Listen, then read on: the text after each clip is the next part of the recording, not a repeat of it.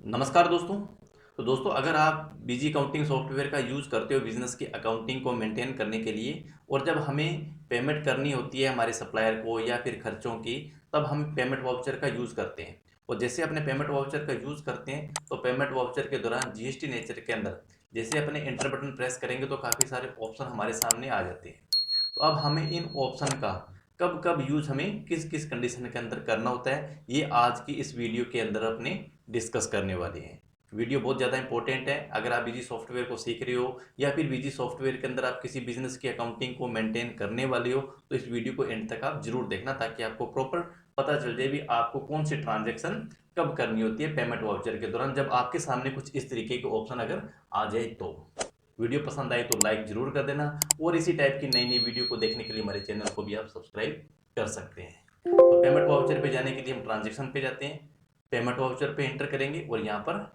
नया अगर हमें एंट्री करनी है तो अपने ऐड पे जाएंगे।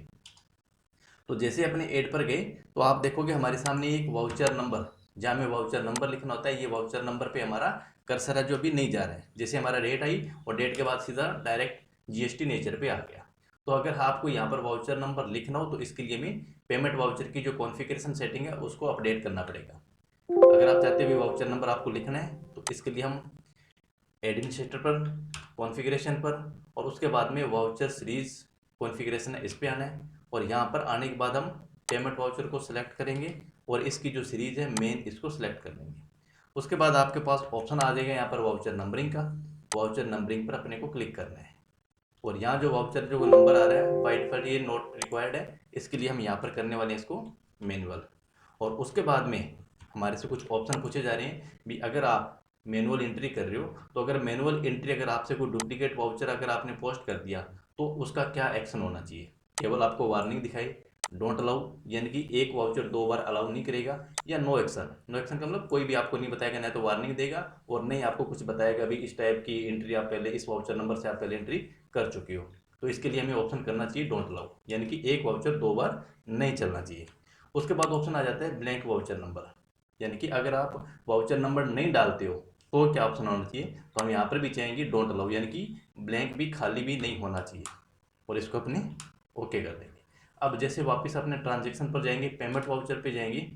तो अब हमारे सामने यहाँ पर वाउचर नंबर आ गया है। तो अब जैसे अपने यहाँ पर वाउचर नंबर डालेंगे जो भी अपने पेमेंट कर रहे हैं, तो जीएसटी नेचर के दौरान सबसे पहला ऑप्शन आ जाएगा नॉट एप्लीकेबल। नॉट एप्लीकेबल का मतलब हो गया भी यहाँ पर जो एंट्री कर रहे हैं इस एंट्री का जीएसटी से रिलेटेड कोई लेना देना नहीं है। जैसे मान लीजिए हम हमारे सप्लायर्स को पेमेंट कर रहे हैं, ठीक है ना, तो सप्लायर को पेमेंट कर रहे हैं तो इसका मतलब हो गया भी इन सप्लायर से हमने गुड्स परचेज किया था, उसके अगेंस्ट के अंदर हम पेमेंट उसका भुगतान हम कर रहे हैं। तो यहाँ पे आप देखोगे नॉट एप्लीकेबल है, तो इसका मतलब GST not applicable on this transaction, यानी कि इस टाइप पर जीएसटी का कोई लेना देना नहीं, हमारी जीएसटी की रेटों के ऊपर कोई इफेक्ट नहीं पड़ेगा। जैसे मान लीजिए हमारे पास में कोई भी एक सप्लायर हो सकता है, उसके अगेंस्ट अपने इसको पेमेंट भी कर सकते हैं। तो जैसे मान लीजिए एबीसी को पेमेंट करनी है, 100 रुपये की पेमेंट हमें करनी है, ठीक है ना, इंटर बटन प्रेस करेंगे। उसके बाद में जब कैश से पेमेंट कर रहे हैं तो अपने बैंक के थ्रू पेमेंट कर रहे हैं तो उस ऑप्शन को सिलेक्ट कर सकते हैं।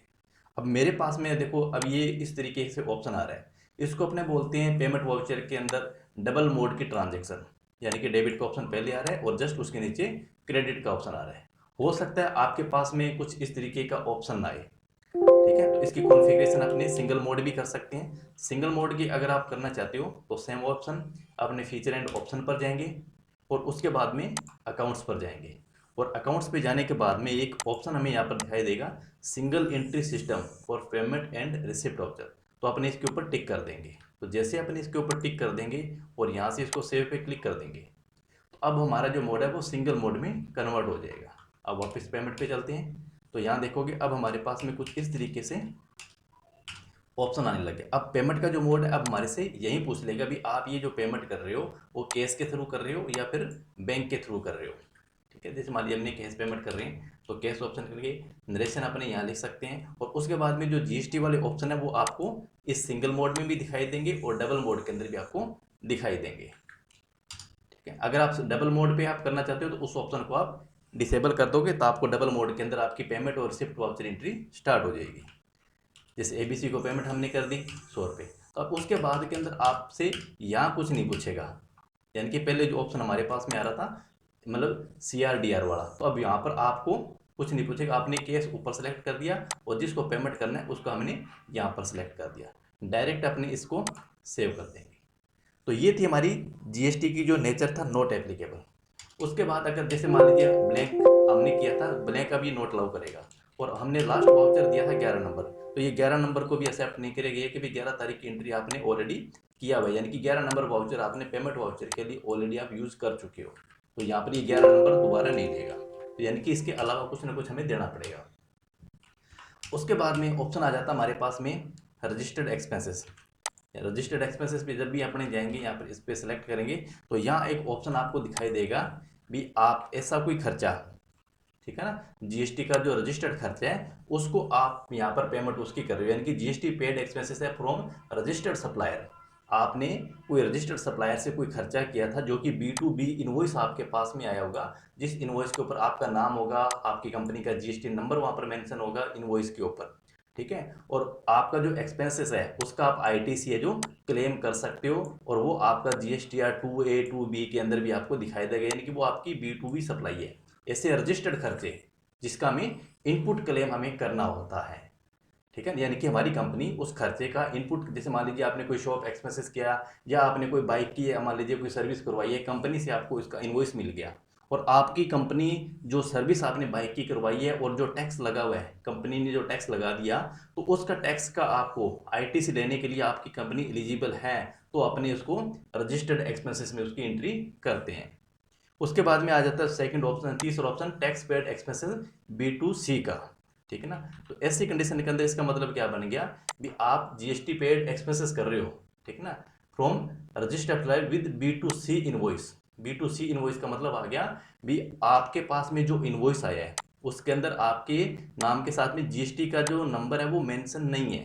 ठीक है ना, यानी कि आप उसका न तो इनपुट क्लेम कर सकते और नहीं आपको उसके ऊपर कोई RCM है जो जमा कराना है। तो ऐसी स्थिति के अंदर आप चाहो तो नॉट एप्लीकेबल के अंदर भी एंट्री अपने कर सकते हैं, जिसका कोई GST से हमें कोई लेना देना ही नहीं है। उसके बाद ऑप्शन आ जाता है अपने पास RCM एक्सपेंसेस का। RCM एक्सपेंस यानी कि जो हमारे पास में रिवर्स चार्ज वाले जो ऑप्शन होते हैं, रिवर्स चार्ज का जो RCM का जो खर्चा है उसकी एंट्री इसमें करनी है। जैसे expense on which RCM applicable, जैसे हमारा ट्रांसपोर्टेशन चार्ज है, यानी कि इसके अलावा जो भी जिसके ऊपर हमारे RCM लगते हैं उस टाइप के अगर कोई भी खर्चे की अगर अपनी एंट्री यहाँ पे कर रहे हैं तो वो हमारा इस RCM एक्सपेंसेस के अंदर एंट्री हमें करनी होती है। उसके अलावा जो हमारे एग्जाम खर्चे हैं, एग्जाम खर्चे मतलब यानी कि वो फुली टैक्स फ्री हैं,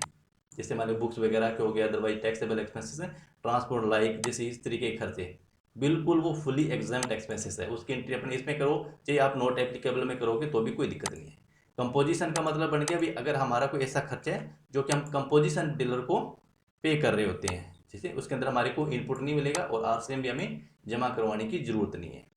और नॉन GST एक्सपेंसेस का मतलब ऐसे एक्सपेंसेस का भुगतान,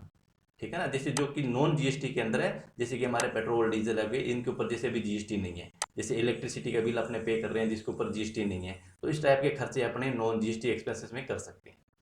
ठीक है ना। तो यानी कि अपने कह सकते हैं भी ऐसा GST का इफेक्ट जिसको आपको न तो कोई इनपुट लेना है न कोई RCM जमा कराना, तो आप इनमें से भी ऑप्शन को सेलेक्ट कर सकते हो, अदरवाइज आप इनको नॉट एप्लीकेबल रख के भी इनकी एंट्री अपने कर सकते हैं। उसके बाद में जैसे कोई GST की पेमेंट अपने गवर्नमेंट को जमा करवा रहे हैं, जैसे अपने कोई टैक्स जमा करा रहे हैं गवर्नमेंट को GST का, कि वो पेनल्टी जमा करा रहे हैं, कोई इंटरेस्ट अपने जमा करा रहे हैं, तो उस टाइप की एंट्री अपने कर सकते हैं। और उसके बाद में जो अगर हमारे पास में कोई RCM बनता है, ठीक है ना, पेमेंट अगेंस्ट रिवर्स चार्ज, तो अपन इसकी एंट्री अपने इस RCM के अंदर करेंगे, यानी कि हमारा जो RCM बनता है, ट्रांसपोर्ट चार्ज हमने पे किया है उसके ऊपर हमने RCM हमारी लाइबिलिटी बनती है, ठीक है ना, तो उसकी अगर हमें पेमेंट करनी हो तो उसकी अपनी payment against reverse charge invoice, यानी कि RCM की अपनी एंट्री जो इनवॉइस हमने बनाया हुआ है उस इनवॉइस के अगेंस्ट के अंदर अपने पेमेंट है जो कर सकते हैं। तो इस तरीके के काफ़ी सारे ऑप्शन आपको इस GST नेचर के अंदर पेमेंट वाउचर के दौरान देखने को मिल सकते हैं। तो आई होप कि इस वीडियो से आपको समझ में आ गया होगा भी ऐसी कोई ट्रांजैक्शन एंट्री जिसके ऊपर न तो हमें कोई GST का कोई ITC से हमारा कोई मतलब नहीं है, RCM से भी कोई मतलब नहीं है, तो उसकी एंट्री सीधा सीधा अपने कह सकते हैं नॉट एप्लीकेबल के अंदर ही रखनी है। या फिर अगर आपको इनपुट क्लेम करना है, रजिस्टर्ड डीलर अगर आपने कोई खर्चा कर रहा है, ठीक है ना, यानी कि आपका वो रजिस्टर्ड खर्चा है, B2B का खर्चा है, तो उस स्थिति के अंदर हमें B2B के अंदर इसकी एंट्री करनी होती है।